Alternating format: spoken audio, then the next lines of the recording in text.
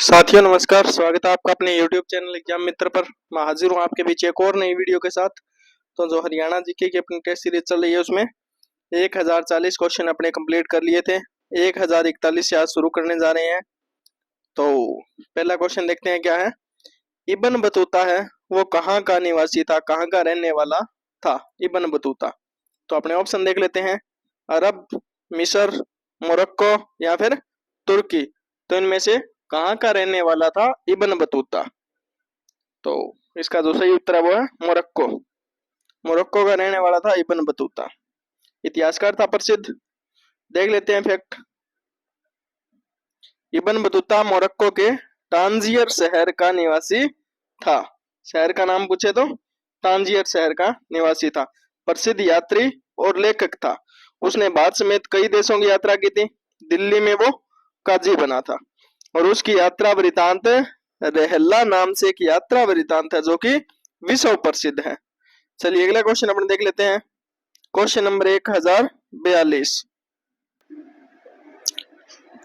कि Ibn Battuta की पुस्तक का क्या नाम था।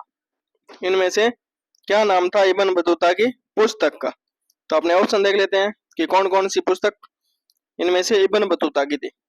तारीख ए फिरोजशाही, रहला, फतुहात ए फिरोजशाही या फिर बाबरनामा। तो इनमें से कौन सी थी जो इब्न बतूता की थी। तो सही उत्तर होगा रहला। क्या थी, एक यात्रा वृतांत थी जिसमें उसने अपनी यात्रा का वर्णन है वो किया था। यात्रा वृतांत थी रहला नाम से इब्न बतूता की। रहला अरबी भाषा में है। इसमें भारत, अरब, अफ्रीका और चीन की जो इब्न बतूता ने यात्रा की थी उसका वर्णन इसके अंदर है। दिल्ली सल्तनत के बारे में विस्तृत विवरण भी इसके अंदर है। इसे यात्राओं का विश्व कोश माना जाता है। इसे इब्न जुबैर की शैली में लिखा गया है। तो चलिए अगला क्वेश्चन अपन देख लेते हैं कि दिल्ली सल्तनत के किस शासक ने सांकेतिक मुद्रा का प्रचलन है वो किया था। तो इसमें से कौन सा सुल्तान था जिसने सांकेतिक मुद्रा का प्रचलन किया था। तो अपने ऑप्शन देख लेते हैं, इल्तुतमिश, बलबन, मोहम्मद बिन तुगलक या फिर फिरोज शाह तुगलक। तो कौन था जिसने सांकेतिक मुद्रा का प्रयोग किया। तो मोहम्मद बिन तुगलक। मोहम्मद बिन तुगलक ने किया था। पढ़ा लिखा सम्राट था मोहम्मद बिन तुगलक। तांबे के उसने सिक्के जलवाए थे। नकली सिक्कों से अर्थव्यवस्था है वो बिगड़ गई थी। लोग असली नकली पहचान नहीं पा रहे थे और मुद्रा नीति है वो पूर्ण रूप से विफल रही थी। इसी कारण उसे मनिहारों का राजकुमार कहा गया है। किसका? मनिहारों का राजकुमार कहा गया है। अगला क्वेश्चन देखते हैं कि भारत में सिक्के चलाने वाला राजकुमार किसे कहते हैं। जिसने सिक्के चलाए थे वो राजकुमार कौन सा था। इल्तुतमिश, मोहम्मद बिन तुगलक, फिरोज तुगलक या फिर बलबन। तो किसने इसमें से सिक्के चलाए थे, सिक्के चलाने वाला राजकुमार कौन कहलाता है। तो इसका जो सही उत्तर है वो होगा मोहम्मद बिन तुगलक। ऑप्शन बी है वो इसका सही उत्तर होगा, मोहम्मद बिन तुगलक। तो तांबे के सांकेतिक सिक्के चलाना बहुत बड़ा प्रयोग था पर जनता में इससे विश्वास नहीं जगा पाए थे। वो नकली सिक्कों की भरमार हो गई थी। लोग सोना चांदी छिपाने लगे थे। आर्थिक संकट उत्पन्न हो गया था। बड़ी समस्या सामने आई थी। अगला क्वेश्चन देखते हैं कि मोहम्मद बिन तुगलक की उपाधि क्या थी। उन्हें किस नाम से जाना जाता था। तो अपने ऑप्शन देखेंगे कि किस नाम से जाना जाता था। लाख बख्श, जिले इलाई, सिकंदर शानी या फिर मनिहारों का राजकुमार। तो क्या बोला गया उनको, मनिहारों का राजकुमार बोला गया था। किसको? मोहम्मद बिन तुगलक को। क्या बोला गया? मनिहारों का राजकुमार। नई मुद्रा नीति के कारण उनको यह उपाधि मिली थी। मनिहार का मतलब क्या है? कंगन बेचने वाला। मनिहार कौन होता है? कंगन बेचने वाला। नकली सिक्कों की भरमार से उपहास बना यानी हंसी का पात्र बन गए थे वो। यह नाम उन्हें व्यंग्य में दिया गया था। उन पे व्यंग्य किया गया था कि ये मनिहारों का राजकुमार है। इसके बाद लोगों ने उसे सनकी कहा था। अगला क्वेश्चन अपन देख लेते हैं कि मोहम्मद बिन तुगलक के समय किन राजवंशों का उदय हुआ था वो बताने हैं। तो किन का उदय हुआ था। अपने ऑप्शन देख लेते हैं कि बहमनी वंश, विजयनगर साम्राज्य, ए और बी दोनों, या फिर कोई नहीं। तो किन राजवंशों का उदय हुआ था मोहम्मद बिन तुगलक के समय? तो बहमनी का भी हुआ था और विजयनगर का भी हुआ था। ये दोनों ही जो साम्राज्य हैं ये मोहम्मद बिन तुगलक के समय के हैं। दोनों, ए और बी दोनों सही है। दक्षिण भारत में तो बहमनी वंश उभरा। विजयनगर साम्राज्य है, ये भी उसी दौर के अंदर बना था। तो मोहम्मद बिन तुगलक की कमजोरी ने नई ताकतों को जन्म दिया और दक्षिण में स्वतंत्रता आंदोलन है वो बड़ी तेजी से फैलने लगे थे। तो और जान लेते हैं इसे, जो सल्तनत की शक्ति है वो बिल्कुल कमजोर पड़ गई। अगला क्वेश्चन देखते हैं कि मोहम्मद बिन तुगलक की मृत्यु कहाँ हुई थी? जगह का नाम बताना है कि कहाँ हुई थी। दिल्ली, दौलताबाद, ठट्टा या फिर गुलबर्गा। तो कहाँ हुई थी मोहम्मद बिन तुगलक की मृत्यु? ठट्टा। ऑप्शन सी इसका सही उत्तर होगा। ठट्टा के अंदर मोहम्मद बिन तुगलक की मृत्यु हुई थी। कहाँ है ठट्टा? सिंध क्षेत्र के अंदर है। विद्रोह को दबाने के लिए वहां गया था और 1351 में बीमारी से उनकी मृत्यु हो जाती है। 1351 में मृत्यु किससे? बीमारी से। इसके बाद फिरोज शाह तुगलक है वो सुल्तान बनता है। ठट्टा का जो किला है वो आज भी प्रसिद्ध है। चलिए अगला क्वेश्चन देख लेते हैं अपने। Question number 1048। तो देखते हैं क्या क्वेश्चन, कि मोहम्मद बिन तुगलक की मृत्यु पर किसने कहा था कि लोगों को इससे और इसे लोगों से मुक्ति मिली? बड़ी बात बोली है इसने कि ये किसने बोला था कि लोगों को मोहम्मद बिन तुगलक से और मोहम्मद बिन तुगलक को लोगों से मुक्ति मिल गई। कब बोला? उनकी मृत्यु पर बोला था। किसने बोला? इब्न बतूता, बंदायूनी, अमीर खुसरो या फिरोज तुगलक? तो किसने ये बात बोली थी? बंदायूनी ने मोहम्मद बिन तुगलक के लिए ये बात बोली थी। बंदायूनी ने सल्तनत का इतिहास लिखा था। उसे मोहम्मद बिन तुगलक को उसने अत्याचारी कहा था। उनके अनुसार उसके कार्यकाल के अंदर जो प्रजा है वो बेहद दुखी थी। मृत्यु के बाद में प्रजा को राहत महसूस हुई। यह टिप्पणी इतिहास में प्रसिद्ध है। अगला क्वेश्चन देखते हैं कि मोहम्मद बिन तुगलक के बाद में गद्दी पर कौन बैठा? मोहम्मद बिन तुगलक के बाद में गद्दी पर कौन बैठा था? बलबन, फिरोज शाह तुगलक, खिजर खां या फिर बहलोल लोदी? तो कौन बैठा था इनमें से? मोहम्मद बिन तुगलक के बाद में गद्दी पर फिरोज शाह तुगलक बैठा था। फिरोज शाह तुगलक। फिरोज शाह तुगलक गयासुद्दीन तुगलक का रिश्तेदार था। गयासुद्दीन तुगलक इसका संस्थापक था तुगलक वंश का और गाजी मलिक के नाम से भी जाना गया था। उसका रिश्तेदार था कौन? फिरोज शाह तुगलक। उसने सिंचाई, कृषि, नहरों पर ध्यान दिया। कई शहर बसाए। देखो हिसार और फतेहाबाद, हरियाणा के प्रमुख शहर हैं दोनों, हिसार और फतेहाबाद। उसने गुलामों की सेवा में योजनाएं बनाई। उसे दयालु शासक माना गया था। आगे देखते हैं कि किस सुल्तान का राज्याभिषेक है वो 2 बार हुआ था। सुल्तान का जो राज्याभिषेक है वो 2 बार हुआ था। कौन सा सुल्तान है वो? तो ऑप्शन देख लेते हैं। बलबन, इल्तुतमिश, फिरोज शाह तुगलक या फिर बहलोल लोदी। तो किसका जो राज्याभिषेक है वो 2 बार हुआ था? तो फिरोज शाह तुगलक का जो राज्याभिषेक है वो 2 बार हुआ था। पहली बार तुरंत ताजपोशी हुई थी, फिर दिल्ली लौटकर दोबारा की गई। इससे उसकी वैधता है वो मजबूत हुई थी। प्रजा में विश्वास जगा। यह घटना बेहद ही विशेष मानी जाती है। आगे देखते हैं कि अपनी आत्मकथा किसने लिखी और नाम क्या था? यानी खुद के जो जीवन की यात्रा है बिल्कुल वो खुद ही लिखी थी। लिखने वाला कौन था और उस आत्मकथा का नाम क्या था? बलबन, तुजु के बलबन नाम से बलबन ने लिखी थी। फिरोज शाह तुगलक ने लिखी थी क्या? फतुहात ए फिरोज शाही। या मोहम्मद बिन तुगलक ने लिखी थी तुगलकनामा। या फिर इल्तुतमिश ने लिखी इल्तुतमिश नामा। तो इनमें से किसने लिखी थी अपनी आत्मकथा और उसका नाम क्या था? तो सही उत्तर होगा फिरोज शाह तुगलक ने लिखी थी फतुहात ए फिरोज शाही, इस नाम से लिखी थी। इस किताब में उसने अपने काम बताए थे। नहरों, किलों और शहरों का विवरण इसके अंदर है। यह एक ऐतिहासिक स्रोत है। इसे फारसी भाषा के अंदर लिखा गया है। पूछा जा सकता है फतुहात ए फिरोज शाही किस भाषा में है? तो फारसी में।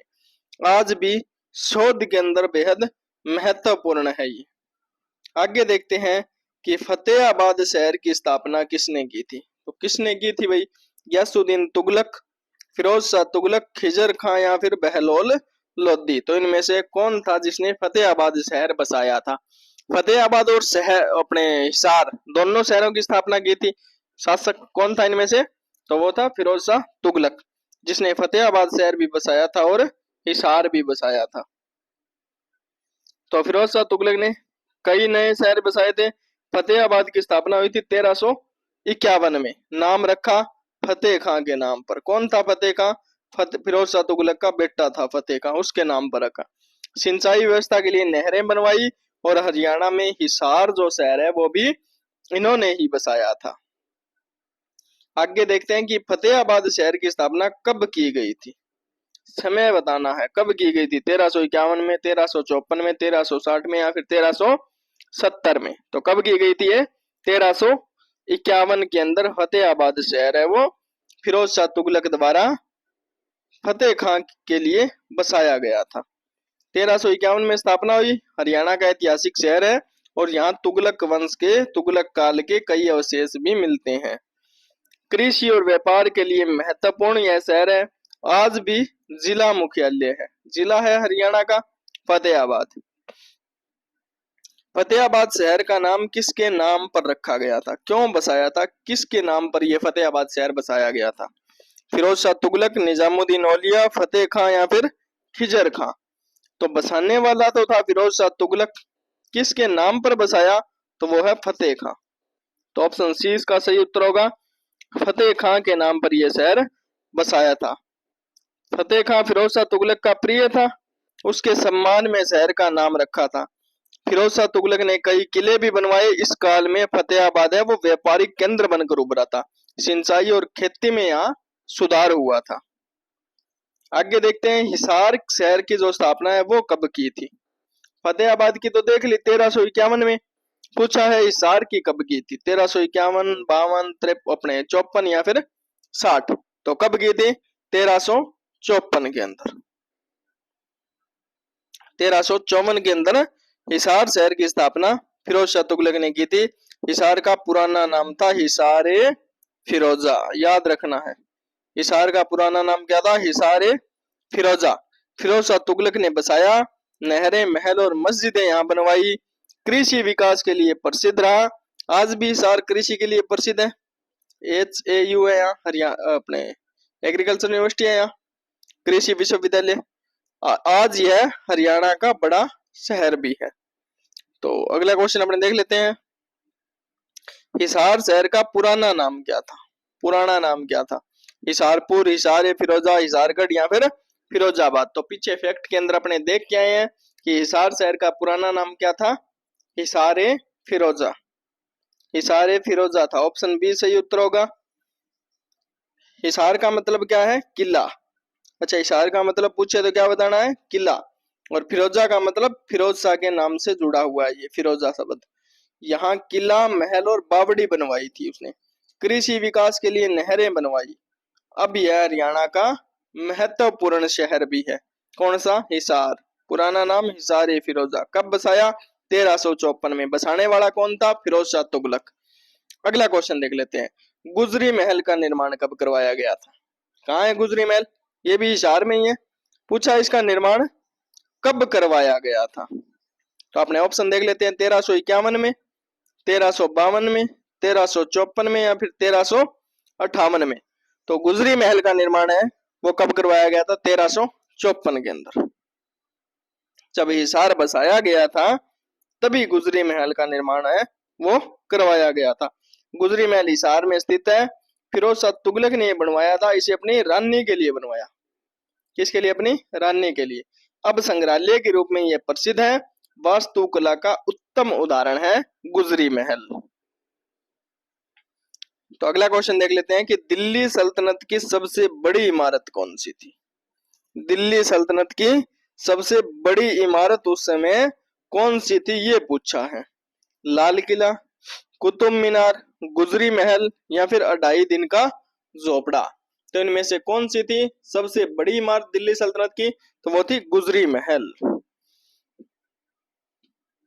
गुजरी महल है वो सबसे बड़ी इमारत थी दिल्ली सल्तनत की। भव्य शैली में इसे बनाया गया। फिरोज शाह तुगलक ने इसे रानी गुजरी के लिए बनवाया था। महत्वपूर्ण बात है, गुजरी महल किसके लिए बनाया गया था? तो फिरोज शाह तुगलक की रानी थी गुजरी, उसके लिए उसने बनवाया था। इसका स्थापत्य अद्वितीय है। कई सुरंगें, कक्ष और सजावट इसके अंदर है। अब संग्रहालय और पर्यटन के लिए महत्वपूर्ण स्थल है हिसार का गुजरी महल। आगे देख लेते हैं कि सैयद वंश की स्थापना है वो किसने की थी। सैयद वंश की स्थापना किसने की थी? खिजर खां, बहलोल लोदी, फिरोज शाह तुगलक या फिर गयासुद्दीन तुगलक। तो कौन था सैयद वंश की स्थापना करने वाला? तो इनमें से था खिजर खां, जिसने सैयद वंश की स्थापना है वो की थी। खिजर खां तैमूर का सेनापति था। ये किसका? तैमूर का। तैमूर के लौटने के बाद में ये दिल्ली का शासक बना। 1414 के अंदर सैयद वंश की इसने नींव रखी थी। 1414 में खुद को मोहम्मद साहब का वंशज मानता था। बड़ी बात है, महत्वपूर्ण बात है। खुद को मोहम्मद साहब का वंशज मानता था। उसका शासन बेहद ही कमजोर रहा था। आगे देखते हैं खिजर खां था कौन? बहमनी सेनापति, तैमूर का सेनापति, विजयनगर सेनापति या फिर लोधी सेनापति। तो कौन था खिजर खां? खिजर खां था तैमूर का सेनापति था। तैमूर का सेनापति था खिजर खां। तैमूर ने दिल्ली पर आक्रमण किया, खिजर खां को दिल्ली सौंप दी। उसने तैमूर की अधीनता स्वीकार की, दिल्ली सल्तनत को फिर से बसाया और उसे सैयद वंश का संस्थापक कहते हैं। तो सैयद वंश का संस्थापक कौन होगा? खिजर खां। आगे देखते हैं अगला क्वेश्चन अपने 1061। खिजराबाद शहर की स्थापना किसने की थी? इनमें से खिजराबाद शहर की स्थापना बहलोल लोदी, खिजर खां, फिरोज शाह तुगलक या फिर इल्तुतमिश। तो कौन था खिजराबाद शहर की स्थापना करने वाला? खिजर खां। इसी के नाम पर यह खिजराबाद शहर बना, खिजर खां था। तो ऑप्शन बी सही उत्तर होगा। खिजर खां ने कई छोटे नगर बसाए थे, खिजराबाद भी इन्हीं में से एक था। इसे अपनी राजधानी बनाया था इसने। तैमूर की अधीनता मानी और दिल्ली को इसने फिर से बसाया था। आगे देखते हैं सैयद वंश का शासनकाल कब से कब तक था?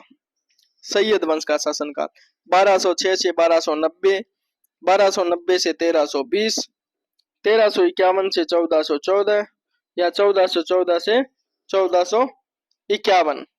तो कब था सैयद वंश का कार्यकाल? कब से कब तक रहा था? 1414 से लेकर 1451 तक रहा था। डी जो ऑप्शन है वो इसका सही उत्तर होगा। तैमूर के हमले के बाद में खिजर खां ने इसकी स्थापना की थी। खिजर खां, मुबारक शाह, मोहम्मद शाह और आलम शाह इसके शासक थे। नाम याद रखने हैं चारों शासकों के, खिजर खां, मुबारक शाह, मोहम्मद शाह और आलम शाह। कुल 4 शासक हुए। शासन बेहद कमजोर रहा और लोधी वंश ने इसे समाप्त कर दिया था।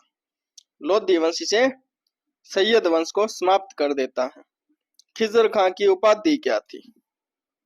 उपाधियां पूछी जा सकती है। खिजर खां की क्या उपाधि थी? गाजी मलिक, जिले इलाई, अगला रे एला या फिर लाख बख्श। किस नाम से इनको जाना गया था खिजर खां को? तो इनको जाना गया था अगला रे ए आला के नाम से जाना गया था। ये तीनों जो उपाधियां हैं ये पहले मिल चुकी है, अपने पढ़ चुके हैं। तो ये जो ऑप्शन सी है ये इसका सही उत्तर है। खिजर खां को ये उपाधि मिली थी। फारस शैली में ये उपाधि है। इसका अर्थ है सबसे ऊंचा राजा। इसका अर्थ पूछे तो क्या लिखोगे? सबसे ऊंचा राजा। खिजर खां खुद को पैगंबर का वंशज मानता था। तैमूर से उसकी नजदीकी थी। उसने धार्मिक छवि बनाई। मोहम्मद साहब का वंशज भी उसने खुद को बताया था। पैगंबर का वंशज मानता था खुद को। खिजर खां अपने आप को किसका वंशज बताता था? किसका बताता था भाई? अलाउद्दीन खिलजी का, मोहम्मद साहब का, तैमूर का या फिर इब्न बतूता का? किसका बताता था? मोहम्मद साहब का। खुद को मोहम्मद साहब या पैगंबर का वंशज बताता था। इस कारण इसे सैयद कहा गया था। सैयद का मतलब क्या है? पैगंबर का वंशज। उसने अपने शासन को वैध बताया, धार्मिक विश्वास को उसने मजबूती दी और दिल्ली में सैयद प्रभाव से बढ़ा भी था। आगे देखते हैं अगला क्वेश्चन अपने कि दिल्ली सल्तनत का सबसे कमजोर वंश कौन सा था। सबसे कमजोर वंश कौन सा था दिल्ली सल्तनत का? गुलाम वंश, खिलजी वंश, सैयद वंश या फिर लोधी वंश? तो सबसे कमजोर वंश कौन था? कौन सा था? सैयद वंश। 14 से लेकर 1451 तक ये रहा था। 4 शासक इसके अंदर हुए थे और ये सबसे कमजोर वंश रहा था। केवल तैमूर के नाम पर इन्होंने शासन किया था। कोई बड़ी विजय प्राप्त नहीं की, प्रशासन कमजोर हुआ, बार बार विद्रोह हुए और अंत में लोधी वंश इसे समाप्त कर देता है। आगे देखते हैं खिजर खां का मकबरा कहाँ स्थित है। खिजर खां का मकबरा है वो कहाँ स्थित है? दिल्ली, हिसार, सोनीपत या फिर फतेहाबाद? तो कहाँ है खिजर खां का मकबरा? तो ये है सोनीपत के अंदर, सोनीपत में। सोनीपत में खिजर खां का मकबरा बना है। संरक्षित स्मारक है। स्थापत्य में तुगलक शैली की झलक है। इतिहास प्रेमियों के लिए खास जगह है और यह सैयद वंश की याद दिलाता है। आगे देख लेते हैं अगला क्वेश्चन अपने कि सैयद वंश के जो शासक थे वो किसके अनुयायी थे? इनमें से किसके अनुयायी थे? सुन्नी, शिया, बौद्ध या जैन? देखो इस्लाम के अंदर कौन कौन से थे? सुन्नी और शिया आते हैं। तो सैयद जो वंश था वो किसके अनुयायी थे? वो थे शिया के। तो ऑप्शन बी सही उत्तर होगा। खुद को पैगंबर का वंशज मानते थे, शिया परंपरा को महत्व देते थे, धार्मिक कार्यक्रम करते थे, इस्लामी शिक्षा को उन्होंने बढ़ावा दिया और दिल्ली में इससे शिया का प्रभाव भी काफी बढ़ा था। आगे देखते हैं लोधी वंश की स्थापना किसने की थी। देखो सैयद वंश के बाद में लोधी वंश आता है। लोधी वंश सैयद वंश को हराकर दिल्ली सल्तनत पर राज करता है। तो इसके जो संस्थापक कौन थे, स्थापना किसने की थी इनमें से? बहलोल लोधी, सिकंदर लोधी, इब्राहिम लोधी या खिजर खां? तो खिजर खां तो सैयद वंश के थे, ये तीनों लोधी वंश के हुए हैं। तो इनमें से इसके संस्थापक कौन थे? बहलोल लोधी। ऑप्शन ए सही उत्तर होगा। बहलोल लोधी लोधी वंश के संस्थापक थे। 1451 में सैयद वंश को इन्होंने हराया और दिल्ली में अफगान शासन को स्थापित किया था। उसका साम्राज्य मजबूत हुआ, कई किले उसने बनवाए। बाद में सिकंदर और इब्राहिम लोधी इसके अंदर शासन करते हैं। लोधी वंश का शासनकाल कब से कब तक रहा था? तो कब से कब तक रहा था? 1206 से 1290, 1320 से 1414, 1414 से 1451 या फिर 1451 से 1526। तो कब तक रहा था ये?